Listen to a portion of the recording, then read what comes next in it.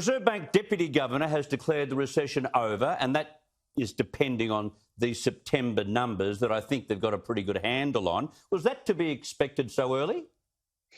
Well, remember that we did go down 7% in the June quarter, so we're already taking a huge hit this year. And so coming back from that a little bit is perhaps not that surprising, particularly in light of the fact that the government is still putting money into many people's pockets. So there's actually quite a number of ways to skin the GDP cat. You can calculate GDP via the income method, the expenditure method, or the production method. Both people's incomes and their expenditures have been supported by the Commonwealth handout programs, and those are set to continue for another many months. So in some sense, you wouldn't be too surprised to see that GDP figures weren't going to go down that much more. But we're going to see some medium-term and long-run effects of this recession, and those are definitely yet to come. And the Mosaic announcement today is just one example. Yeah, you hear about the Mosaic Brands losing 1,200 people, and you think to yourself, sorry, we're closer to recession than we are recovery. Very much so. Look, these kinds of things don't come back in a V shape, right? We've had this discussion before about COVID. When you implement the kinds of draconian policies that we've seen in Australia, you simply don't expect things to bounce back. And that's particularly the case in Australia, where people have been working from home in certain professions, certainly a lot, and a lot of those choices are probably going to stick.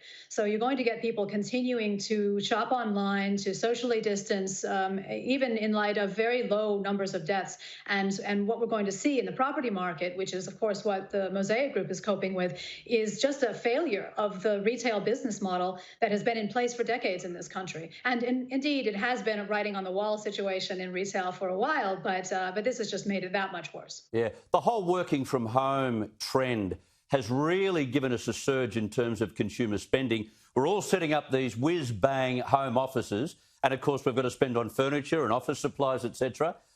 That's a positive.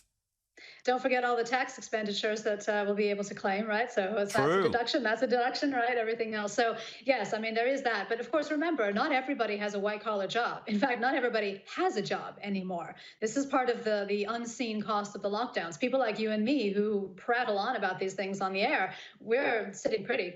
A lot of Australians are really suffering big time, particularly in Victoria. And of course, Guy Debelle of the RBA did say very correctly that Victoria has dragged down the GDP figures that they're estimating for September. He also said, and I'll just say this because you said earlier you thought they have a pretty good handle on it. He said it was actually the most difficult time in his career to come up with a GDP figure for the September quarter. Yeah, it's almost a guesstimate more than anything else.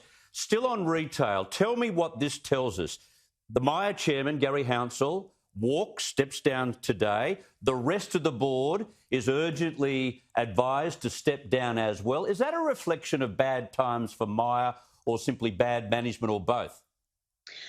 Look, I mean, it's probably a bit of both. Myer, just like the Mosaic Group and many other retail companies in Australia, have been suffering for a number of years. It's been a long, sad saga and refrain we've heard in that sector for a long time. And of course, the online shopping sector has just ballooned during this period from something like 9% to 13%. So record growth there. And a lot of the time, online sales are not complementing the bricks and mortar sales. They're actually substituting. So people buy online instead of in person. And that means that you're really cannibalizing your own business when you go into that sort of online, channel. And so that has been a real challenge for places like Myer. And as I say, the business model that they have used to negotiate rents with landlords basically just will fail. It's not going to work with social distancing mandates in place. You can't have the same amount of foot traffic conversion estimates. You know, how many sales are you going to make per whatever number of hours or days you're open? Because not as many people can come through the store